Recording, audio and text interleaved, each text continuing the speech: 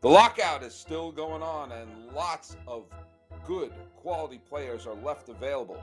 Who's going to find a new home, and what prospect is going to slip into 2022? We bring in Lindsay Crosby from Locked On MLB Prospects to talk about it. This is Locked On MLB.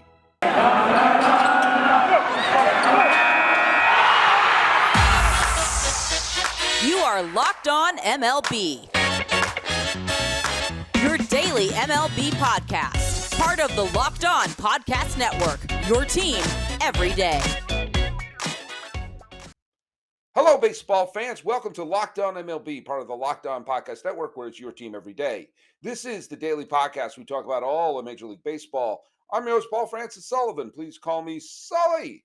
On today's episode, which is being dropped on the 18th day of January 2022, we are bringing in the brand spanking new, fresh out of the box host of Locked On MLB Prospects. It's Lindsay Crosby. Those of you who follow Locked On Auburn will say, what's he doing in Locked On MLB Prospects? He's doing his job. And we're going to be talking about holes that could be filled, holes that could be opening up, and other holes that need to be discussed. Thanks so much for making Locked On MLB your first listen, as we're available on all your free podcasting platforms. Why don't you make your second listen be, hey, Locked On Bets with your boy Q and expert analysis from Lee Sterling. Or heck, why not Locked On MLB Prospects? Excuse my cough. I may not even edit that out. So you can follow us on Twitter at Locked On MLB Pod. Same handle for Instagram. I'm your pal Sully. I'm at Sully Baseball on Twitter, Sully Baseball Podcast on Instagram. And hey, it is with my great pleasure to bring onto the program all the way from the cosmopolitan and enlightened town of Auburn, Alabama. Actually, a town I really happen to love a lot. I have a lot of really good memories there. Lindsay Crosby, welcome to the show, the new host of Locked On MLB Prospects. How you doing, buddy? I'm doing great, Sully. Thanks for having me. And you're right, Auburn is a pretty nice place. I love That's it. really great. I mean, you and I were talking before the show began, and I back in my performing days, I used to do some shows, a lot of shows down south, and I always had very fond memories of Auburn performing both at the college and around there. Really great place, good solid baseball school. Gave us Bo Jackson, That's right. and we can't do better than that. So, and you do also do the Locked On Auburn show, right? Or are you no longer doing that? I am a co-host of that. So I Okay. appear about twice a week on that show as well. Actually, Monday's show, the show that came out yesterday, you can hear me on there talking all things Auburn football and basketball and baseball. There you go. And please note the incredible research I do on the show in terms of how often you're on there. If you put down $1.5 million in front of me, I couldn't tell you a single college football player for that. Save your money. But you know what? That's not why we're here. That's not why they brought me in. They brought me in to talk about baseball. Now, look it. We've got a lockout, Mm-hmm. and they haven't called me to fix it. Now, my phone, I got my phone. It can ring. But there are many, many, many, did I mention many free agents that are still available? When the door was shutting, like that scene in Raiders of the Lost Ark with the door coming down, Slip through. so a couple of them slipped through and grabbed the whip before it fell all the way down there. But alas, there are a few free agents are still floating in the ether. A couple of them really astonish me that they haven't found a home yet. Some, you understand, sometimes some players are going to wait to see their spring training. Now, what you and I are going to talk about a little bit here are some of the top free agents that are available, a little bit of potential landing spots, also prospects who could fill in if a team loses one of those players, and also just a couple other potential scenarios and potential trades and other top prospects who could be really, really key players when we enter the world of 2022, assuming there's a season. I want to point out one thing. It's strange that the player that won Rookie of the Year in the American League in 2021, Randy Rosarina, he was the Rookie of the Year, but played in his third postseason, as he played with the Cardinals in 2019, Tampa in the COVID season. He still had rookie eligibility left. So he played with Tampa again this year. Strange that your rookie of the year could be a veteran of the postseason, but here we go. So let's go through. You had a couple that you want to bring out right away. So let's just nosedive right into this and talk about some of the players and some of the holes and some of the legitimate stars who are still available out there.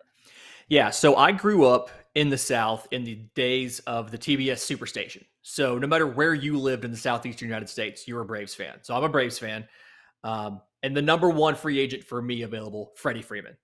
I mean, never thought it would go this far where Freddie Freeman would actually get to free agency. Obviously, he lives in California. He's from California. So there's a chance. Everybody still expects that he's going to re-sign with the Braves when the lockout's over, but there's a chance he could go somewhere else. And so if Freddie Freeman were to leave Atlanta, what does Atlanta do? And problem is the system has pretty much no corner infield talent. By far the weakest position in Atlanta's farm system is the corner infield. And so I think if Freddie Freeman does not get his 6 years, $180 million from Atlanta, which he's probably going to get, the Braves are going to have to make a trade to replace Freddie Freeman.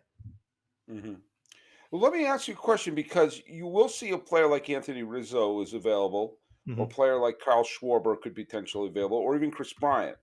I think Bryant is probably going to go to a team that needs third baseman or outfield help. But and I also believe that Freddie Freeman will, in the end, re-sign with the Atlanta Braves. It just is one of those things that that he probably wants to take his victory lap after playing there for 11 plus seasons, to finally show up as not just a World Series champion, but as someone who contributed big time to that World Series title. That being said, the day we're recording this is Albert Pujols' birthday.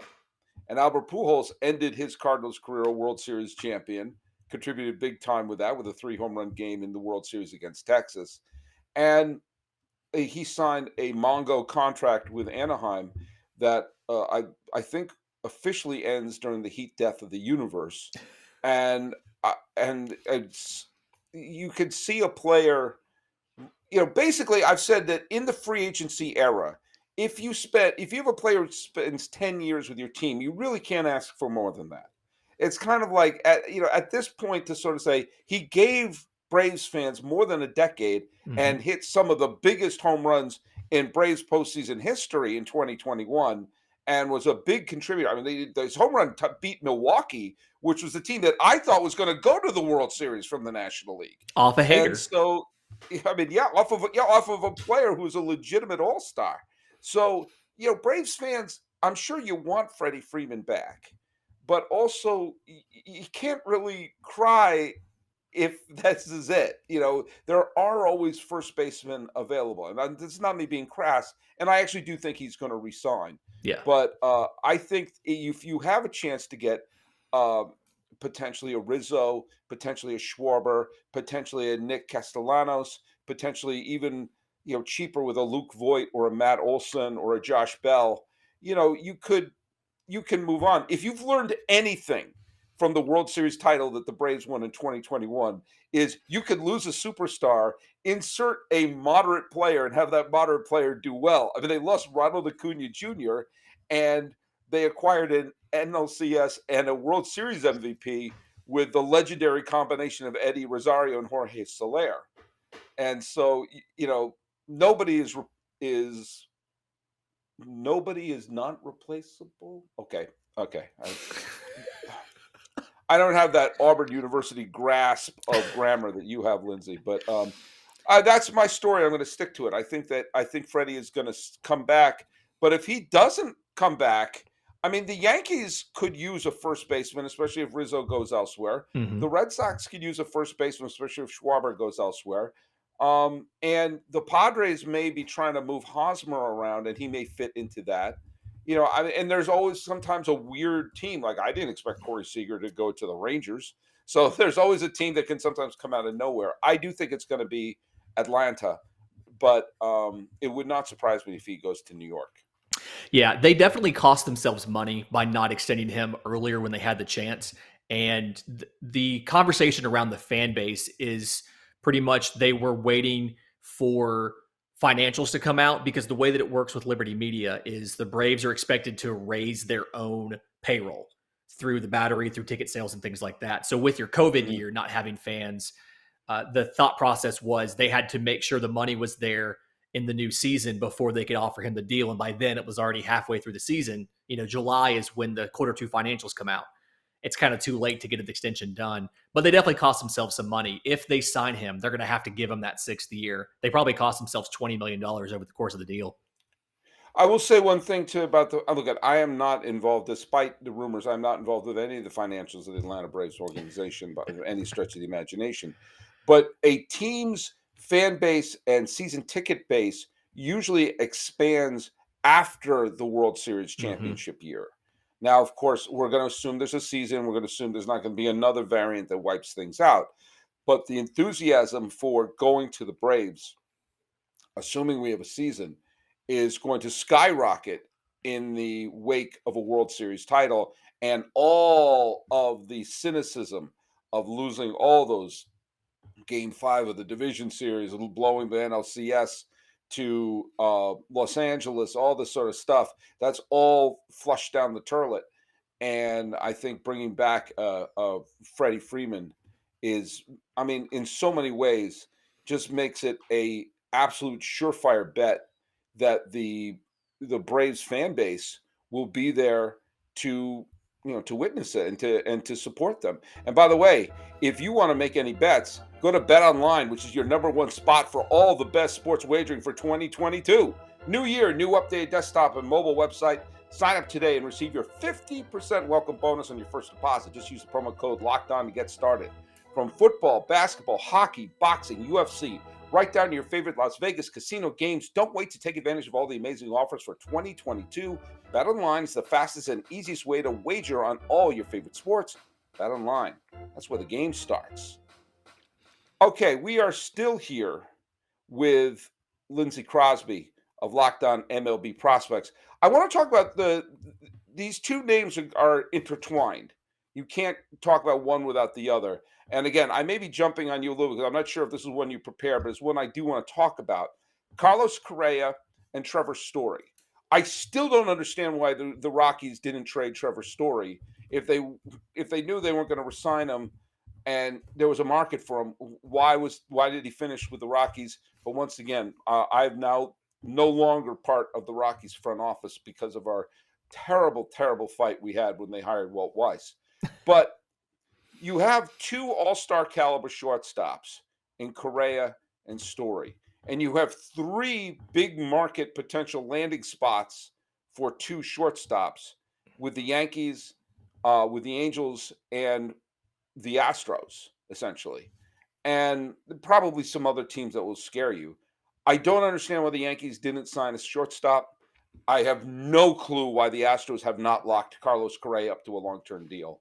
What do you think is going to happen there with those teams and with the Rocks? Okay, so Carlos Correa first, I can tell you the reason they haven't locked him up is how much confidence they have in the prospect coming up behind him. So Jeremy Pina, 2018 third-round pick out of the University of Maine, he is the best defender in the Astros' entire farm system. They have a lot of faith in what he can do defensively and then offensively. So he was hurt to start the season, come out of spring training, had a wrist injury, ended up going back through rookie ball through the summer league, and then made it to AAA for the last month of the season and absolutely raked. OPS of over 800. They really feel that Jeremy Pina can go that quickly and be the starting shortstop in 2022 in Houston. His power is developing. He's not quite there offensively where he needs to be as far as power goes, but his hit tool is as advertised. And defensively, like I said, best defender in the system. He's very fluid in his movements, very, very good transfer. He's going to come in and be a top 10 defensive shortstop in Major League Baseball from day one. So they have faith in him. I understand why when you have Altuve, you don't want to necessarily re-sign Correa and then block this guy. And I think it's something where they're trying to figure out where else can they use the money if they let Pina take Correa's spot. Now, can you afford to bring back Greinke on a short deal? How can you financially bolster your team by saving that money from Correa? So I get it. I don't think it's the right decision necessarily. I think that Correa is a great player. He has a lot of the intangibles that you want. He's the leader of your franchise. But I would expect Correa to end up somewhere like Detroit and Pina to take over at short. Detroit already signed Baez. I think Javi Baez is a better second baseman than a shortstop. Honestly, I think so too. Just I don't think they're going to pull a Texas and sign 2 big free agent shortstops.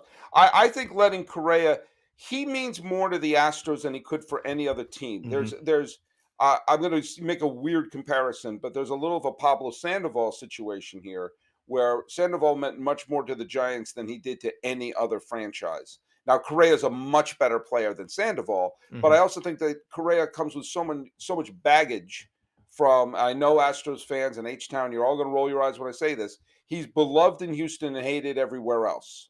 Yep. And I think that he means so much to the team. He means so much to the community. He means so much to that franchise, and he means so much to the other players. He is almost a keystone player, I think, more than Altuve. I know that may be sacrilegious to say, but I think Correa understands his role on the team, understands the Astros' role in baseball, and is the leader of that team. And look, leaders have left. I mentioned Albert Pujols earlier. You've seen situations like this, and someone will step in. I get it. I understand it. And if Pena comes in and is all of a sudden he's the second coming, then all of a sudden, well, oh man, I can't believe Sully didn't, what a dumb move that would have been to sign Correa. That's all hindsight bias. I think what we see with Correa, with a window of opportunity to win a baggage-free World Series title still there in a wide-open American League, and letting a franchise player go, I just think is madness. I think he would fit in. I think Yankee fans say, oh, we don't want him because he cheated. Shut up. You love him. You loved Sabathia, and he hated the Yankees were going. You loved Johnny Damon. Knock it off. I actually think the team that could swoop in and sign him is Anaheim, because I think that he would fit in great in that infield. Of course, the Angels need more pitching than anything else. They don't necessarily need another MVP on that team. They need a couple of Cy Young Award winners on that team. But to remove Correa from the Astros and plunk him onto their team, again, we mentioned them signing Albert Pujols, and that contract didn't turn out to be a great move in the end. But I think there's a lot going on. Pena could wind up being a wonderful player, or this could be Sil Campusano with the Blue Jays all over again. And for anyone who understands that reference, God bless you. But he was George Bell was the MVP of the American League in 1987, and the next year they moved Bell to DH to make room for Sil Campusano, who was going to be the next great Blue Jay player of all time. And the fact that you drew a blank when I mentioned the name Sil Campusano probably will let you know how well that went. As George Bell hit 3 home runs on opening day and remained an elite slugger for the next few years, and Campusano never quite made it. Look, you're big on prospects. You have a whole damn podcast on it. I get it. And we all will project things. Meanwhile, we're also projecting that how the Padres have to dump Will Myers because of that contract. You remember him, the guy who was such a great prospect that people thought it was insane that the Royals would trade him away. I mean, this is the guy's going to be a franchise player. Correa's already a franchise player. He is. There are not many players like that. And to just let him walk because of the potential of a dude named Pena, I mean, again, it could work out great. And there have been instances of letting players walk, and oh my God, it was a perfect move. They let him; they stepped right in, but it doesn't always work out that way. Most often, it doesn't. Yeah, and the problem for Houston is just working on the financials. They've got a hole in the outfield still; they're still trying to fill, and then it's just figuring out who can we afford to give another contract to. And for some reason, I think they see Correa as more expendable. And I'm guessing it's because of his 2020 season. He rebounded completely in 2021. Look back to exactly what he was. 2020 was obviously an aberration. But for everybody. Yeah. For everybody it was an aberration. Except for Freddie Freeman. He got an MVP. All right, fine. Yeah. I mean, 2020 made us think that Trevor Bauer was a Cy Young Award winner, for goodness sakes. It was a 60-game season. He was an Let's all aberration look for at everyone's everybody. stat. Let's look at everyone's stats in May and say that's all. That's all, folks. You know. Now, of course, those who do not sign Correa could always sign Trevor Story, Hmm. who I think he's going to go to the Yankees. But then again, the Yankees have just been playing, frugal times. And I keep, Peraza and some of the other players we hear in their farm system. I mean, again, we've had so many huge shortstops that were available. I thought Corey Seager was absolutely going to the Yankees. I thought it was the perfect fit for the Yankees. And, he went to Texas. Peraza, I think they have another shortstop in their system that they're Volpe. talking about. That Volpe, thank you Volpe. very much. And, again, they could wind up being, the next. I mean, remember Jeter got his chance because Tony Fernandez got hurt. Hmm. But I mean, Story would make a great fit for the Yankees. I think Correa would make a great fit for the Yankees. But I personally think I do think Correa is going to go to. I was going to say just a few weeks ago, I would have said the Astros. He's going to return. I do think he's going to go to the Angels. And I think Story's going to go to New York. Yeah, so the Angels don't have a lot of middle infield depth in the system. So I can Mhm. absolutely see the Angels as a great destination. The Yankees have a lot of faith in Peraza. They think he'll be up in 22. And the comparisons that I've gotten both offensively and defensively for Peraza are Derek Jeter.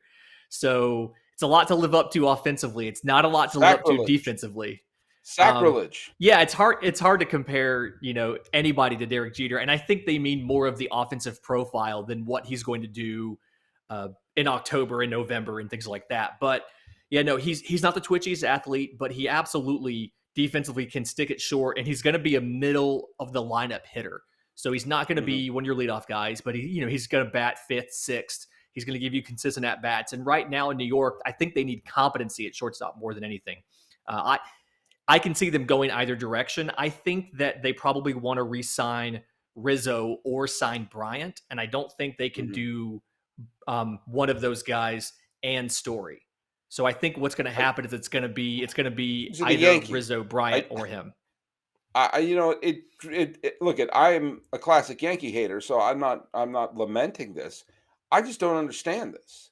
These are the Yankees, Mhm. and the thing that derailed them last year, I'll say derail. I mean, they were a 90-win team that made the postseason, but they didn't have a chance. I mean, even if they wound up beating Boston, which they got thumped by Boston, Mhm. they would not have made it to the World Series. Like, this is not a World Series team. And the thing that thumped them last year, their starting pitching was actually pretty good. Their offense was completely unreliable. You had Judge and you had Stanton. After that, I mean, they had LeMahieu who had a disappointing season. Urshela had a disappointing season. Their outfield was a mess, save for Judge. And Rizzo did fine when they acquired him, but Gallo didn't do piddly poo. I mean, they needed a spark plug Mhm. in their offense. Carlos Correa, Yeah. The reason that I or Trevor Story, or Seager. I mean, what are we talking about here? Why are the Yankees saying, "Well, if we get this person to platoon, then maybe we get." I'm sorry. Okay. I mean, look at. I'm not gonna fight them. But I just don't understand when there were so many quality shortstops that all they had to do was open up their pocketbook. Why we're talking about they could get musical chairs on this shortstop time and not have signed any of them. I think the Yankees issue is it's no longer George Steinbrenner's Yankees, it's Hal Steinbrenner's Yankees. They're already at 221 million in payroll for 22. So they're already 11 million over the luxury tax cap, assuming it's not lifted in the new CBA. And I think that's part of the reason they weren't willing to go out and get somebody. And if you look at it, it's kind of their own making. They've got 15 million for DJ LeMahieu. Is he a $15 million a year player? Like, I don't think He he was the is. first few years he played them. He was the first First few few years. years, yeah. I mean, let me ask you a question because I'm going to jump around here a little bit here. We had mentioned Freddie Freeman, and Mhm. we had also mentioned Rosario and Soler. if they bring back either one of them, obviously it would be a short-term deal. I think that Soler will wind up going to one of those teams that desperately needs offense, Mhm. like Cleveland or Minnesota. Um, they have Kristen Pache and Drew Waters in their system Yeah. for Atlanta. It's Pache, right? I'm pronouncing it correctly, right? Pache. Pache, sorry, Pache. Kristen Pache, who already has a World Series ring, and like Rosarina is a postseason veteran at this point. But is he ready to step in to that outfield? But more importantly, and more to the point, step in with his bat. So if they do lose Freddie Freeman, they do add a new bat and a new, for the lack of a better word, uh, dimension to their lineup as they try to repeat in 2022. So, based on the 2020 postseason, they thought Pache would be ready for 21. And he's Right. actually opened the season in Atlanta. And it was a combination of a hamstring strain and just offensively, he looked completely lost at the plate. So, he spent Mhm. the year at AAA, was around a league average hitter. Offensively, I don't think he's ever going to be that guy who will hit like you think of a Ronald Acuna or somebody who's a dynamic hitter. I think at best, he's going to be pull heavy, league average with high strikeouts. I think of the two outfielders, Drew Waters has a better chance to make an impact offensively, but same thing. He's also having strikeout issues as well at AAA. And if you're struggling at AAA, then if we promote you, you're just going to struggle worse when you get to the bigs. And so Atlanta needs one of those two guys to figure it out and figure it out rather quickly. I would expect if they had one of those guys to open the season in Atlanta, it would be Pache, simply because he's considered to be, in the words of some folks in Atlanta's system, a generational talent at center field defensively. I mean, Mhm. that's their words, not mine. The comparison they use is Andrew Jones as far as defense Like, goes. yikes. Okay, Yeah, and that's so throwing down the gauntlet.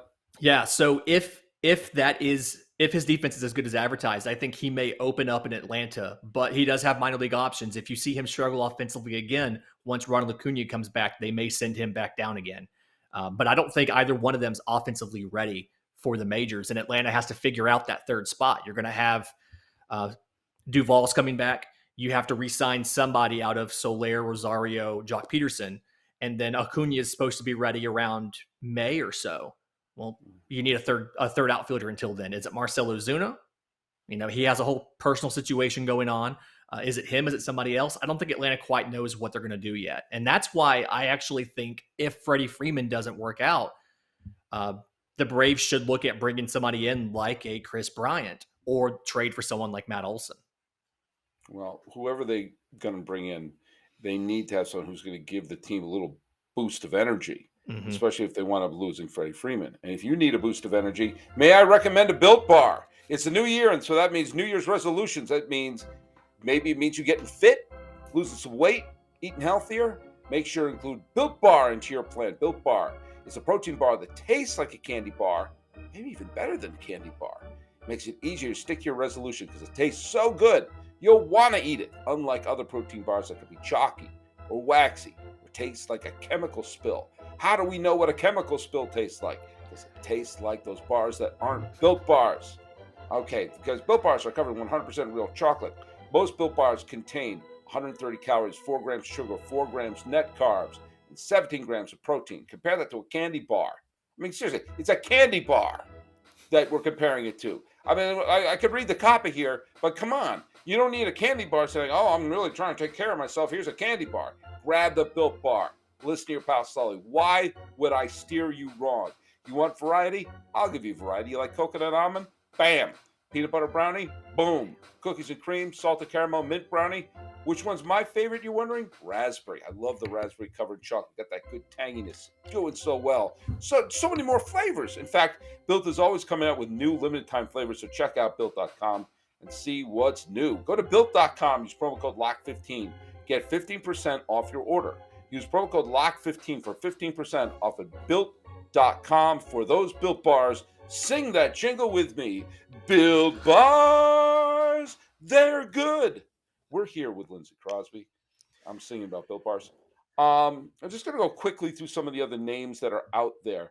I personally find Chris Bryant to be one of the most. You alluded to him a little bit.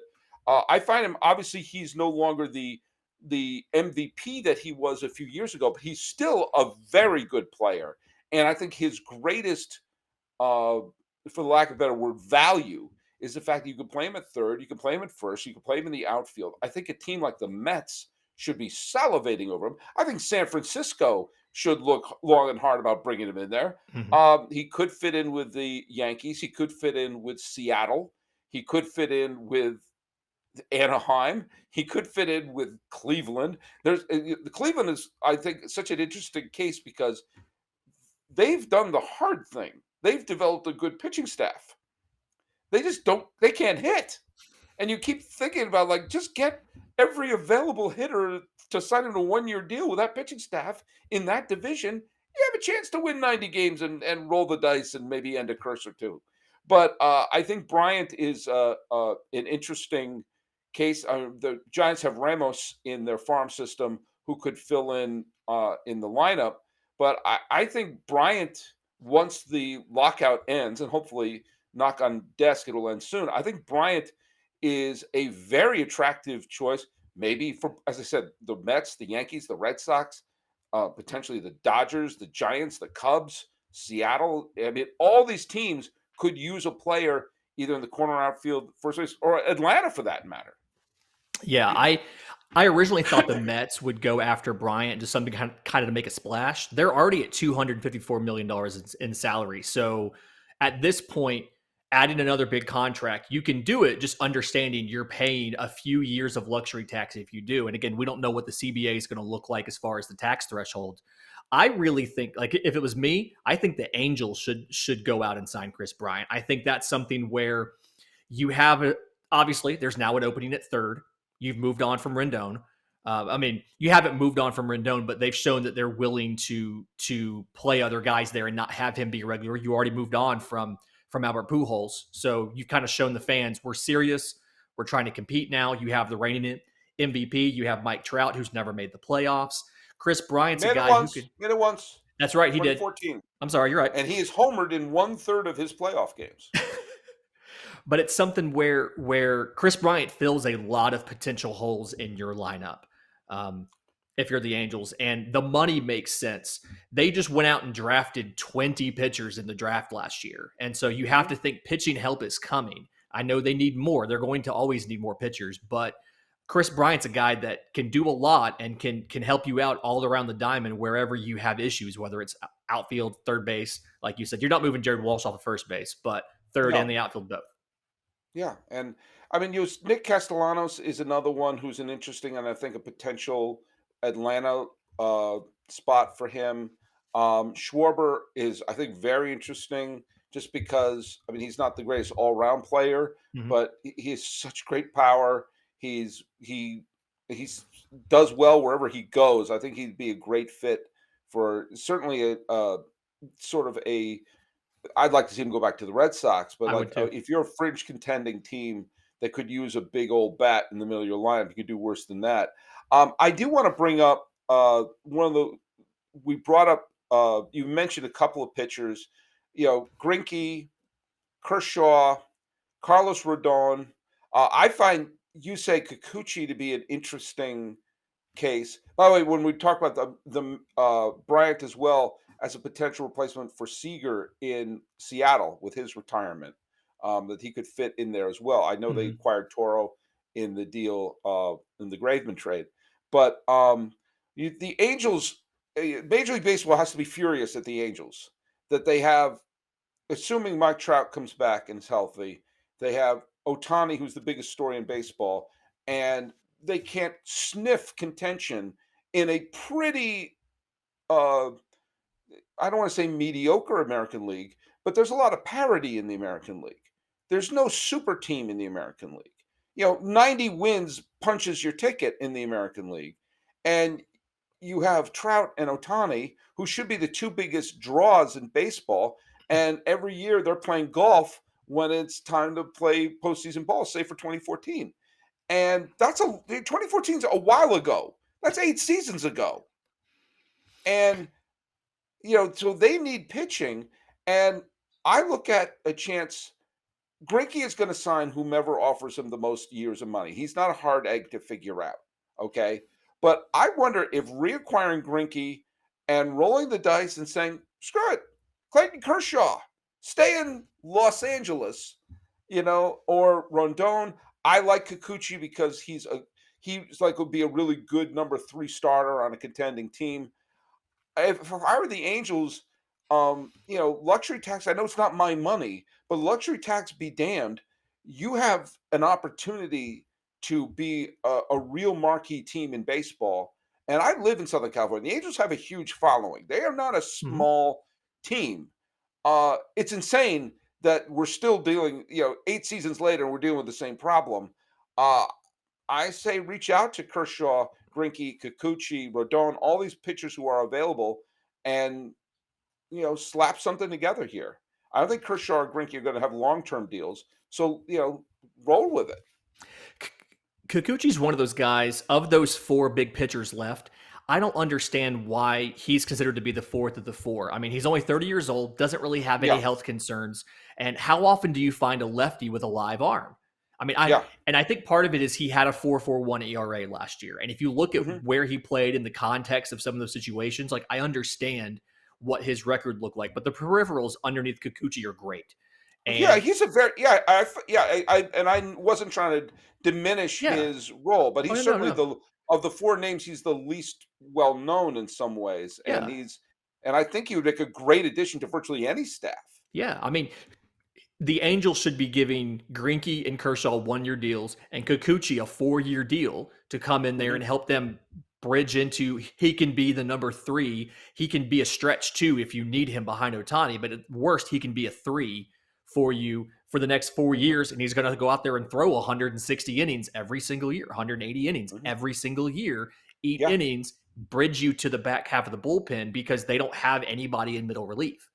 And hmm so I just, MLB, like you said, MLB has to be mad about it. And then I just don't understand why he's not signed by somebody. I don't understand like if why Kershaw is still out there. I understand. Like I'm guessing people think he doesn't want to go anywhere besides the Dodgers.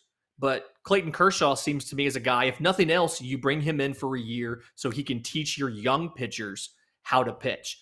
If he's hmm going to leave California, I feel a place like Detroit is a place who could bring in Kershaw on a 1-year deal. They got a lot of young pitchers like Casey Mize, Taylor Skubal, who That's I've been interesting. learning on the job. They've been learning by doing. Bringing a veteran like Kershaw who can show these guys what it means to be a pro day in day out, teach them some tricks, and you'll see Detroit 3 years down the line. That is going to be one of the better starting rotations in baseball. Let me ask you a question. Another team that is, especially if they have a lot of their pitchers healthy for next year, Miami has a lot of good quality arms in their staff, and some of them are major. Some of them are already major league level, but let's just say I mean, I believe this is of all my notes. I never thought of this until you just mentioned Detroit. I thought that's a really interesting place because Detroit, by the end of the year, was not a pushover. No. By the end of the year, Detroit was actually playing. For a while that was a guaranteed W when you head into Comerica, and by the end of the year they were a decent team. But if you have Trevor Rogers, Sandy Alcantara, possibly if Lopez is healthy, and and Eliezer Hernandez or someone else, you insert a Kershaw or a Greinke into that kind of rotation where you say, here's a guy who's been there, done that, and they're playing almost the Charlie Liebrandt role when Mm-hmm. he came over to the Braves in the early 1990s. That to me, I hadn't thought of that with Kershaw, but that could absolutely be the role that he could play, unless he just winds up signing with Texas because they're Texas is desperately trying to win the 2020 World Series. Um, I don't know how that would go, but that's a really interesting. I had not thought of that, but that's an interesting idea, and that made me think of the Marlins because the two participants of the '97 World Series, the Marlins and Cleveland, are teams that can pitch but can't hit. But if you add a Kershaw, then all of a sudden that Marlins team becomes really, really becomes a threat. Yeah. And there's somebody listening right now who is complaining about how many pitchers the Marlins have, and they're saying we don't have room for Kershaw. And let me tell you, one, pitching depth will always work itself out. Always. You may Yes. think you have too many, and I mean, Never you'd be works right. out. You've got Sixto Sanchez, you've got Cody Poteet, you've got like 8. You have 8 viable starters going into spring training. Yeah, Good. you need You're at going to need least them that all. many. You're going to need them all. The average MLB team has 13 different starting pitchers in a season, and that's a good season. So, absolutely, I think of those two, I like Greinke better simply because of the makeup of a lot of what Miami has, not only in that rotation, but also some of the younger guys that they have. I think a lot of what Greinke does well translates over to that. You're going to be mad if the universal DH is a thing, bringing Greinke over to a National League team and not letting him hit. But Yeah. I think of those two, I like Greinke better. But I hadn't thought of the Marlins as a place to bring in a veteran until now. That's an absolutely great point, and I don't see why that wouldn't be done by Kim Ng as soon as the lockout's over. Yeah, and it also would not surprise me, and this is the last thing we'll say on this, it would not surprise me if they brought in a veteran for the starting rotation, like I just mentioned, and if they did that sort of supermarket sweep with some of the veterans who they could just sign to 1-year deals, the Rosarios, a Soler. Schwarber's probably going to ask for more than 1 year, but he may not get it. I mean, there's a couple like a Colin McHugh may not get a multi-year deal, so you wind up, just prove it to us for this 1 year in Miami, and all of a sudden you look up and they've got a bunch of hungry players playing for a long-term deal and get to live in Florida. Colin McHugh, Danny Duffy, bring them both in, and then give me a Brad Miller in Miami. Brad Miller, didn't get playing time in Philadelphia for whatever reason, but every time he was out there, you look down, he's hitting 2 home runs in a game. He can play first, second, third, outfield. I mean, he's your new utility guy. If you don't think Khalil Watson's ready to come in and play short and move Jazz Chisholm to second, you've got Miller to come in. He can play second while Chisholm's at short. But yeah, Colin McHugh, Brad Miller, Danny Duffy, give me that in Miami if you're not bringing in a Greinke or a Kershaw. Take that same money and get all 3 of those guys.